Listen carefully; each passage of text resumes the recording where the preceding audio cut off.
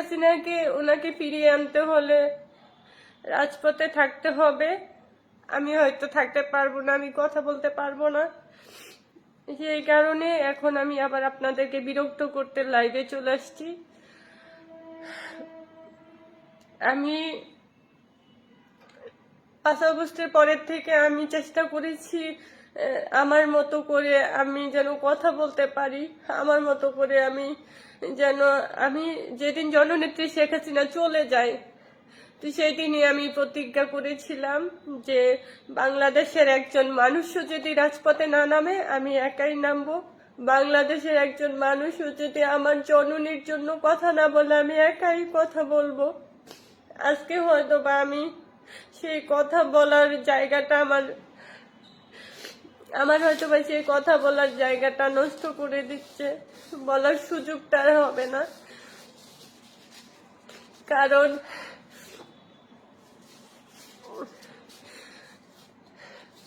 আমি আরো 1 সপ্তাহ আগে আমি কয়েকজনকে বলেছিলাম, দলের যারা অনেক কাজ করে যাচ্ছেন, যেমন লন্ডনে থাকে সালাউদ্দিন ভাইয়া, উনি, তারপরে সে অনেক জনকেই বলছি, ওনাকে বলেছি, তারপর হীরা আপু ওনাকে বলেছে, তারপরে আর অনেকজনকেই বলেছি। আসলে আমি একটু মানসিক ভাবে একটু খারাপ অবস্থায় আছি, তাই কথাগুলো বলতে পারতেছি না।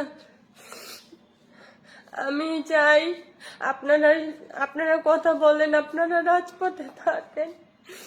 আমি 1 সপ্তাহ আগে বলেছিলাম ওনাদেরকে যে আমার অসুস্থ বাবা, উনি অনেক অসুস্থ, উনি হার্ট অ্যাটাক করেছে, স্ট্রোক করেছে, ওনার 2টা কিডনি ড্যামেজ হয়ে গেছে। আমার বাবাকে পুলিশ এসে হয়রানি করছে। ওনাদেরকে আমি বলেছিলাম যে আমার বাবাকে হয়রানি করছে, আপনারা একটু থানায় একটু বলে দেন যে আমার বাবাকে যেন হয়রানি না করে, তাহলে আমি কাজ করতে পারবো। তো ওনারা কথাটা অত গুরুত্ব সহকারে নেয়নি। তো শেখ জায়েদ ভাইয়া এবং সালাউদ্দিন ভাই, ওনারা 2জন আমার বাবার সাথে কথা বলেছে। আমার বাবার সাথে কথা বলে তো কিছু হবে না, জানো। আমাদের উপজেলা হচ্ছে বাঞ্ছারামপুর উপজেলা, আমার ব্রাহ্মণবাড়িয়াতে তো আমার জেলা ব্রাহ্মণবাড়িয়া, থানা বাঞ্ছারামপুর, মানে উপজেলা। তো আমি ওনাদেরকে বলেছি, তো ওনারা বলে দেয় নাই। ওইখানে থানার ওসিকে যদি বলে দিত যে উনি তো কোনো দল করে না এবং উনি একজন অসুস্থ মানুষ, আমার বাবা 13 বছর বয়সে যুদ্ধ করেছেন, আমার বাবা একজন বীর মুক্তিযোদ্ধা। আমার বাবা কিছুদিন আগে প্রায় 3 মাস সিএমএইচে ভর্তি ছিল। আমি ওনাদেরকে বারবার মিনতি করে বলছি, প্লিজ আপনারা একটু কিছু করেন, আমার বাবা যেন কিছু না হয়। আমার অসুস্থ বাবা নিজের বাড়িতে থাকতে পারে না, উনি এই বাড়ি ওই বাড়িতে যে থাকে। আপনারা তো জানেন যে অসুস্থ মানুষ বারবার ওয়াশরুমে যেতে হয়, অনেক সমস্যা হয়। আমার বাবার জন্য ওনারা একটু করে নাই। আসলে আমি একটা জিনিস দেখেছি যে কেউ কারোর জন্য না। আমি ওনাদেরকে অনেক রিকোয়েস্ট করেছি, অনেক বলেছি, সবাইকেই বলছি যে প্লিজ আপনারা একটু থানার ওসিকে বলে দেন আমার বাবাকে যেন হয়রানি না করে। কিছুদিন পর পরেই পুলিশ আসতেছে বাড়িতে, তো কিছুদিন পর পরই পুলিশ এসে শুধু বলে আপনার মেয়ে কোন পোস্টে আছে, আপনার মেয়ের কি আপনি বলেন না কেন। আমার বাবা বলছে ওর সাথে আমার যোগাযোগ নাই। আর সিরিয়াসলি আমার আমার বাবার সাথে বাড়িতে আমার বাবা মা 2জন থাকে, বয়স্ক মানুষ, 2জনই অসুস্থ। ওনাদের সাথে আমার ওইরকম কথা হয় না। বারবার বলে যে আমি কেন এগুলো বলি। আমার 2 ভাই যোগাযোগ করে না। আমার ভাইয়েরা দেশের বাইরে থাকে, তো ওরা কিন্তু আমার সাথে যোগাযোগ করে না। আর বাবাও তো কথা বলে না, রাগ করেছে। তারপর আজকে আমার বাবা নাকি বলছে যে আমাকে মামলা দেখ, আমাকে ধরে নিয়ে যাক, একবার তো যুদ্ধ করেছি দেশের জন্য, আবার যদি কিছু করতে হয় করবো, আবার যুদ্ধ করতে হয় করবো। আমার বাবা এটা বলছে। হয়তোবা এই রাজাকারেরা আমার মুখ বন্ধ করতে চায়, আমি যেন আর কথা না বলি, আমি যেন আর কাজ না করি। তারপরেও কিন্তু আমি চেষ্টা করব, আমি রাজপথে থাকার চেষ্টা করব। আমি জানি না বাবার কিছু হয়ে গেলে আমি কিছু করতে পারবো কিনা, আমি জানি না। আমার বাবা অনেক অসুস্থ মানুষ, নিজের বাড়িতে থাকতে পারছে না, আমার জন্য অনেক কষ্ট পাচ্ছে।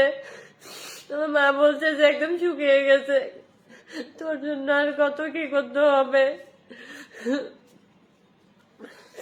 আমি তারপরও আপনাদের এই লাইভের মাধ্যমে বলে দিচ্ছি, আগামীকালকে সকাল 10টার মধ্যে নাকি থানায় যেতে বলছে।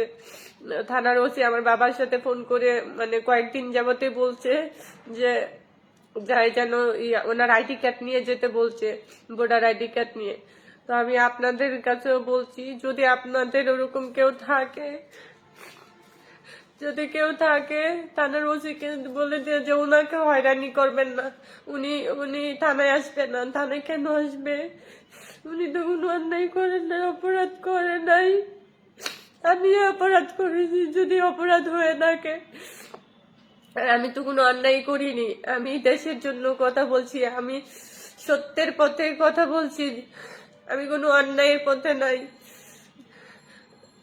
আমি কোনো অন্যায় করি নাই। তারপর আমি আপনাদের তৃণমূল আওয়ামী লীগের উদ্দেশ্যে আমি বলতে চাই, আপনারা সবসময় রাজপথে থাকবেন, অ্যাক্টিভ থাকবেন, যে কোনো সময় যে কোনো মুহূর্তে ডাক আসলে যেন আপনারা রাজপথে নেমে আসতে পারেন, ওই রকম প্রস্তুত থাকেন। আমি চেষ্টা করব, আমি জানি না হয়তো বা আমার বাবাকে হয়রানি করছে, আমাকে পায় না, সেই কারণে আমাকে পায় না বলে আজকে হয়তো এগুলো করছে।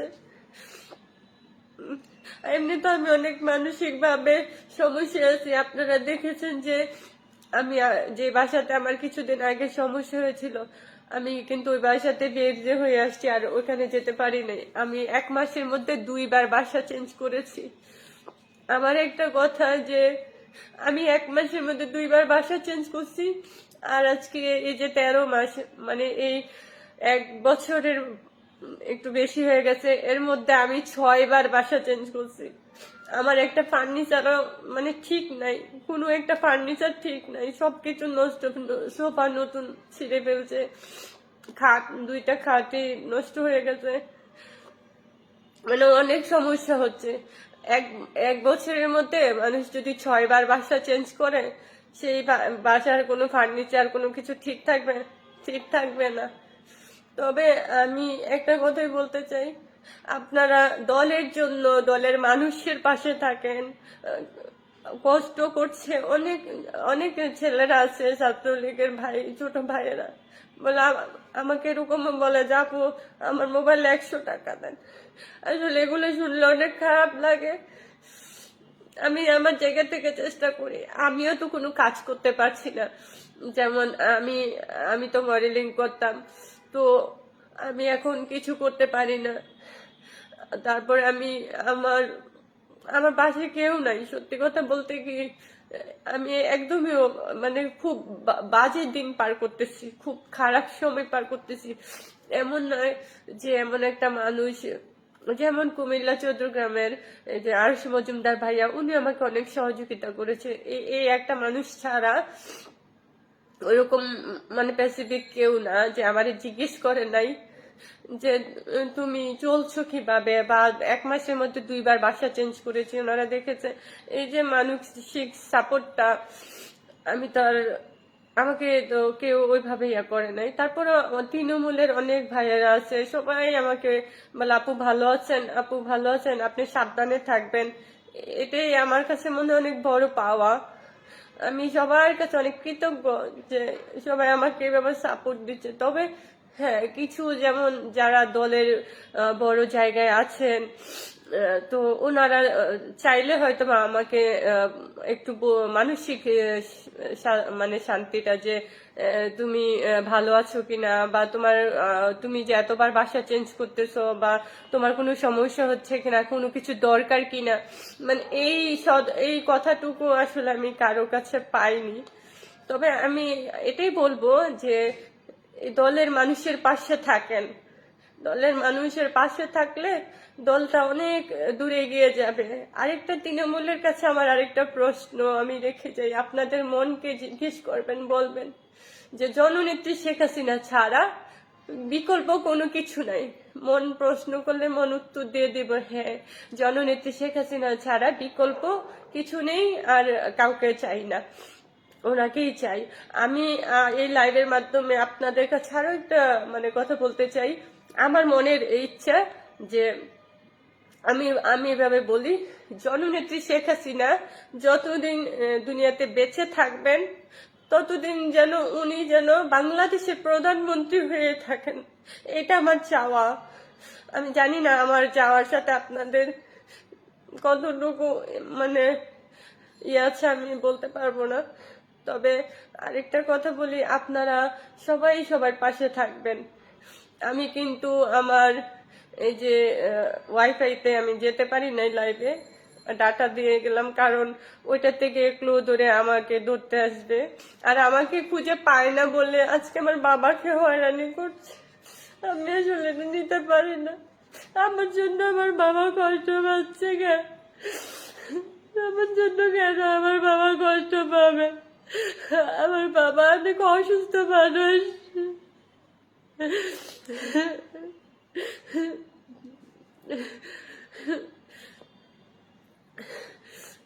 এটাতেই বলতে চাই, এই যে সুদ করে এই টোকাই বাহিনীদেরকে বলি, ওরা কি কখনো কি এরকম দেখেছে যে কোনো বাবা কোনো মেয়েকে, কোনো ছেলেকে, তার ছেলে যা রাজনীতির সাথে যুক্ত, তার মেয়ে রাজনীতির সাথে যুক্ত, তাই বলে কি এই যে বিরোধী দল ছিল তাদেরকে কি, তার বাবা মাকে কি যে হুমকি দিয়েছে, হয়রানি করেছে, থানায় থানায় বলে অসি খারাপ ব্যবহার করছে, এরকম তো এই গত 16 বছর এরকম তো শুনি নাই, কখনোই তো হয় নাই।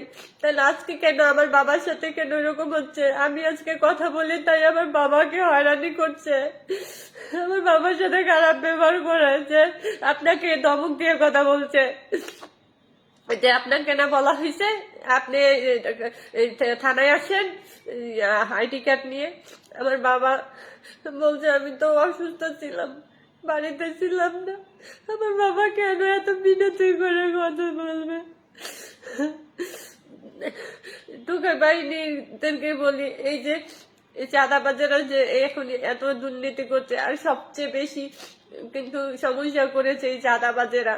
তো সেই চাঁদাবাজদেরকে বলতে চাই, তোদের কি জীবনে কখনো কি দেখেছিস গত এই 16 বছরে যে জননেত্রী শেখ হাসিনার দলের কোনো মানুষ তোদের সাথে এত খারাপ ব্যবহার করতে, এবং তার ছেলে মেয়ে তোরা কেউ রাজনীতির সাথে যুক্ত, তোর ফ্যামিলিকে এমন করেছে? করেনি, কিন্তু এত অত্যাচার করে নাই যেগুলো করে যাচ্ছিস তোরা। আমি আসলে ভাইয়া, আমি সবাই আমাকে অনেক সাপোর্ট করছেন, অনেক ভালোবাসছেন, এইটাই আমি আপনাদের কাছে অনেক কৃতজ্ঞ। তবে আমার বাবার কিছু হয়ে গেলে আমি মরে যাব। আমার জন্য যদি ওনার কিছু হয়, আমার বাবা অনেক অসুস্থ, ওনার 2টা কিডনি ড্যামেজ, তো বললাম যদি স্ট্রোক করেছে, হার্ট অ্যাটাক করেছে। মাত্র কিছুদিন আগে, কয়েক মাস আগে উনি বেঁচে 3 মাস ভর্তি ছিল। আমার এই অসুস্থ বাবাকে আজকে কেন এরকম করতে হচ্ছে? এগুলো কবে শেষ হবে আমি জানি না। তবে আপনাদেরকে বলি, কেউ যদি একটু সহযোগিতা করতে পারেন, আগামীকালকে বলছে, আগামীকালকে সকাল 10টার মধ্যে থানায় যাওয়ার জন্য। এখন আমি কি করব আমি বুঝতে পারছি না। তো বাবাকে আমি কি বলবো? থানায় যেতে আমি নিষেধ করতেছি যে যাওয়ার দরকার নেই, বললো না আমি যাব। অনেকদিন ধরেই বলছে, ফোন দিচ্ছে, বারবার পুলিশ আসছে বাসায়।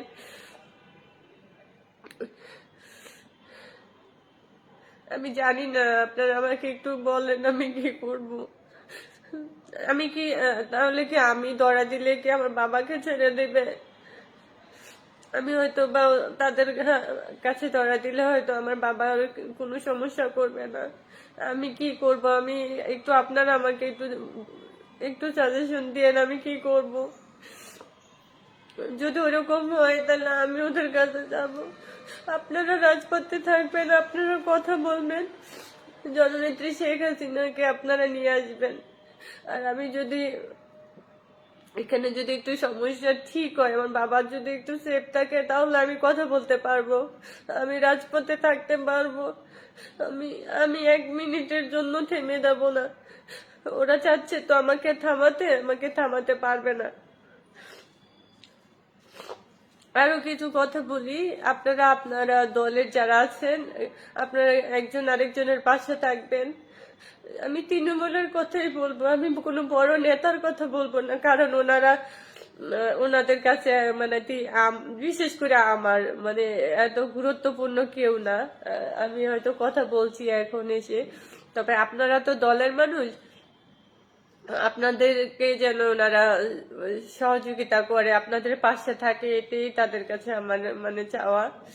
যে আমি হয়তো সবার নামও জানি না, আমি উপর মহলের নেতাদের উদ্দেশ্যে বলছি, আপনারা অনেক সম্মানিত মানুষ, আপনারা আওয়ামী লীগের প্রাণ, তবে আপনারা আপনাদের নিজের মানুষ মনে করবেন তৃণমূলকে। কারণ তৃণমূল যদি রাজপথে থাকে, তাহলেই কিন্তু জননেত্রী শেখ হাসিনার হাত শক্তিশালী হবে, সুন্দরভাবে ভালোভাবে। আর যদি তৃণমূল যদি মন খারাপ থাকে, যদিও তৃণমূল এখন রাগ করে নাই, এখন সবাই অ্যাক্টিভ আছে, সবাই যার যার জায়গা থেকে কাজ করে যাচ্ছেন, তারপরে বলি অনেকে অনেক অভিমান আছে, অনেক কষ্টে আছে। তো আপনারা তাদেরকে অনেক মানে নিজের মনে করবেন, আপন মনে করবেন, একটু আন্তরিকতা দেবেন। আপনাদের কাছে এই তৃণমূল শুধু আন্তরিকতা চায়, ভালোবাসা চায়। ওনারা টাকা পয়সা চায় না, বাড়ি গাড়ি কিচ্ছু চায় না, ওনারা ভালোবাসা চায়, আর কিছু চায় না। আমি আপনাদের উদ্দেশ্যে এটাই বলি। আমি যেমন নিজুম মজুমদার ভাইয়াকে, ওনাকে আমি একটা মেসেজ দিয়েছিলাম যে ভাইয়া একটু জরুরি কথা আছে, জরুরি।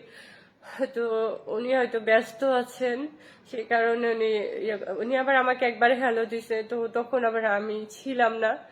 তো আমি নিজুম মজুমদার ভাইয়া, আমি আপনার উদ্দেশ্যেও বলি, আপনি তো দলের জন্য অনেক কাজ করে যাচ্ছেন, জননেত্রী শেখ হাসিনার জন্য আপনার নিবেদিত প্রাণ।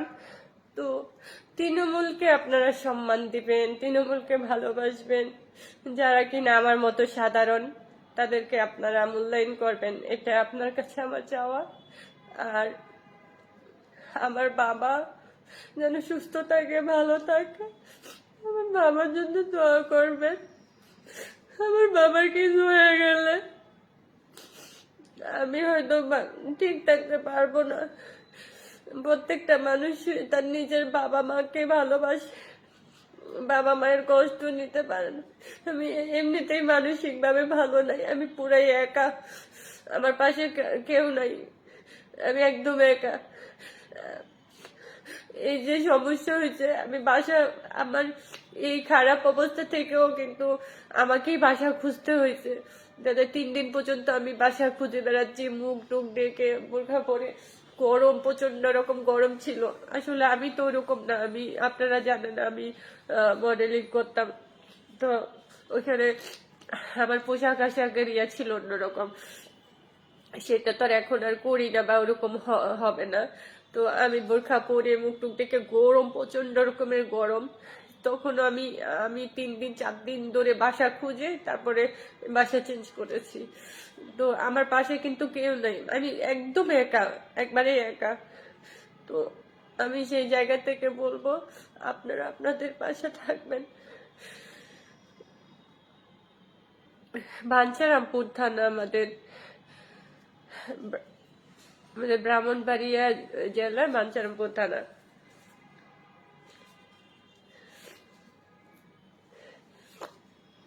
ওসিকে শুধু বলে দিলেই হবে যে ওনাকে হয়রানি করবেন না। আমার বাবা, আমি বলে দিব ভাইয়া, এখানে ভাইয়া লিখছে।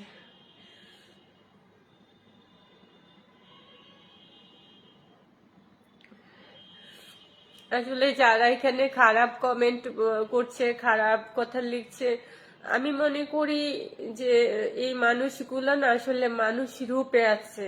আসলে সত্যি কথা বলতে কি, তারা মানুষ আর মানুষ যেমন পার্থক্য, ওরকমই। ওরা কোনো ভালো মানুষের মধ্যে পড়ে না, ওরা অনেক নোংরা মানুষ। কারণ নোংরা মানুষ না হলে তো আর কাউকে না খারাপ চিন্তা করে না, খারাপ কথা বলে না, খারাপ কমেন্টস করে না। তবে আমি আরেকটা কথা বলতে চাই, যারা খারাপ কমেন্টস করছে তাদের উদ্দেশ্যে বলি, যত খারাপ সময় আসুক না কেন, আমি রাজপথে আছি এবং থাকবো ইনশাল্লাহ, এটুকুই বলতে চাই। আমি কারো কোনো কিছুতে আমি থেমে যাব না। আমি শুধু চাই আমার বাবা যেন সুরক্ষিত থাকে, আমার বাবার যেন কোনো সমস্যা না হয়। আমার বাবাও বলেছেন যে আমার মামলা দিবে, দেখ আমার সমস্যা হবে হোক, বাবা এটা বলেছে। কিন্তু আমার বাবা তো অসুস্থ বেশি, এই জন্য কষ্ট হচ্ছে।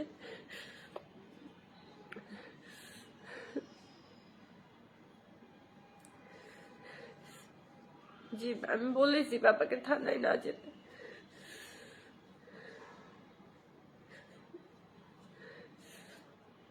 আমি তো আমার জন্য চিন্তা করি না, আমি তো বললামই, আমি আমার জন্য একবারও চিন্তা করি নাই।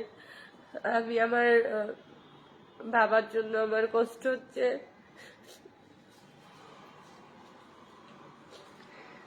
কারণ আমার ভাইয়েরা তো এমনিতে আমার সাথে যোগাযোগ করে না, অনেক খারাপ খারাপ কথা মানে ইয়ে করে, তুই কেন এত কথা বলছিস, তোর জন্য আমাদের এত সমস্যা, মানুষ আমাদেরকে ইয়ে করে। তো আমি আমার জন্য কোনো চিন্তাও করি না, কিছুই না। আমি মনে করি যে আমার জীবনটা নিয়েও যদি আমার জননেত্রী শেখ হাসিনা তার সম্মানের জায়গায় ফিরে পায়, আমার জীবনটা যদি রাজাকারেরা নিয়েও যায়, আমার জীবনটা যদি মানে আমি হাসতে হাসতে প্রাণ দিতে পারবো, আমার জননেত্রী যদি এর বিনিময়ে তার সম্মানের জায়গায় ফিরে পায়, তাহলে আমার আর কোনো দুঃখ থাকবে না, আমি মরে গিয়েও শান্তি পাবো। আমি এভাবেই বলি।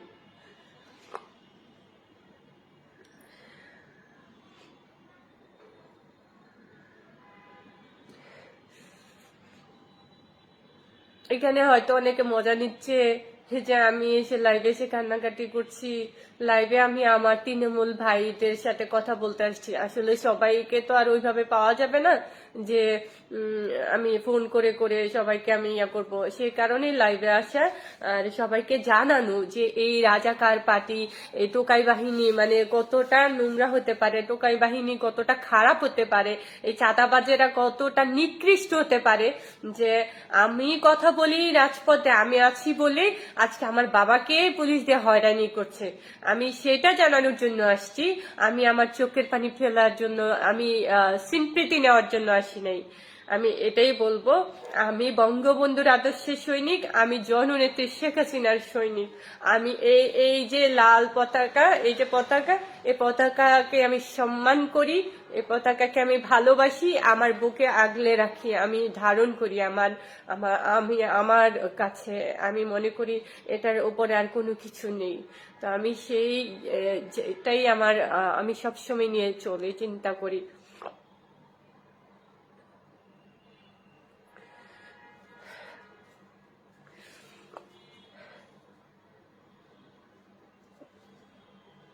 আমি তো ভাই কান্না করতে চাই না, আপনাদের হৃদয় ভাঙতে, সেটা আমি চাই না। কিন্তু আমি দেখেন আমার মেসেঞ্জার তো কি যেন একটা সমস্যা করেছে, যে আমি মেসেঞ্জারে কাউকে যদি আমি মেসেজ দিচ্ছি, মানে গতকালকে থেকেই আমার মেসেজটা যাচ্ছে না, মানে রাত্রে থেকে, গতকালকে থেকে না, সকাল থেকে একদমই যাচ্ছে না, একবারেই যাচ্ছে না।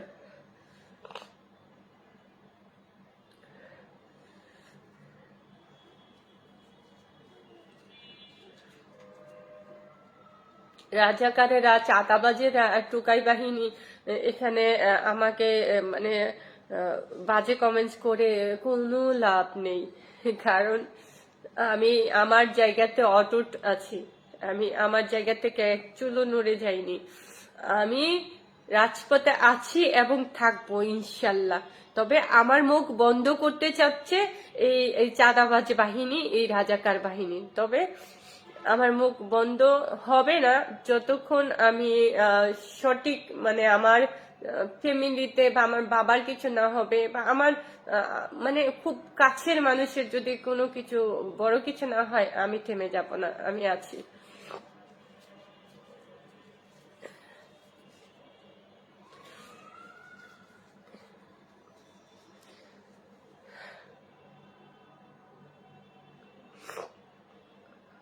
এত বড় বেয়াদব বাবা কয়টা হয়েছে? আমার বাবা একজন, আর আমার বাবা একজন সম্মানিত ব্যক্তি। আমার বাবা একজন আর্মি পার্সন, আমার বাবা একজন আর্মি অফিসার। আমার বাবাকে মানুষ, গ্রামের মানুষ অসম্ভব পরিমাণে সম্মান করেন, এবং আমার আমার বাবাকে মানুষ একজন সৎ ভালো মানুষ হিসেবে জানে। আমার বাবা 7 বছর বয়স থেকেই রোজা রাখেন এবং 5 ওয়াক্ত নামাজ পড়েন। আমি তার মেয়ে। তবে হ্যাঁ, আমি আমার যেমন নাটক জগতে আমার অনেক মানুষ আছেন, তাদেরকে আমি বাবা বলে কথা বলি, কারণ ওনারা বাবার মতো করেই কথা বলে, সেই জন্য।